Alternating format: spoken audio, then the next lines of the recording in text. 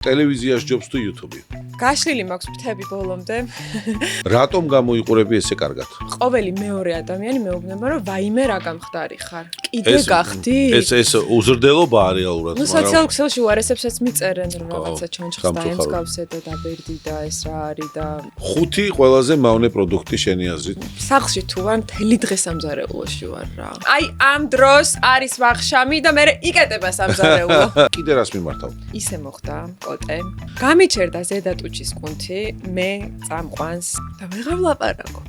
უყურე ნახე გვანცა, აი მაგარი რაღაცა თქვი ახლა. გაუფლიანებული ვამთავრებ ამ სესიას და დამშვიდების მაგივრად. აკონტროლებ? ეხლა იცი რომ ეხლა აღარ გადამიმოწე. ოჩახ.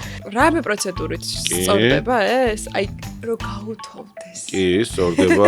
ასიმეტრია მაქვს და რამდენიმე წელია მიღიტინებს ეგ. აი წერან შენ რომ საუბრობდი რომ გიღიტინებს, მაგ ღიტინზე შენივე სიტყვები გაიხსენე. ძალიან სკეპტიკურად უყურებ ეგეთ პროდუქტებს, რომელიც ძლიერი მარკეტინგით გაჯერებული შენამდე. მირჩევნია რომ ბევრი წყალი მივიღო და ჯანსაღად ვიკვებო და ალბათ აღარ დამჭირდება დეტოქსი. უყურეთ გვანცას პოდკასტს აუცილებლად, უყურეთ კოდკასტს აუცილებლად, გამოიწერეთ გვანცასით ჩვენი რაღაცა. ფოტო.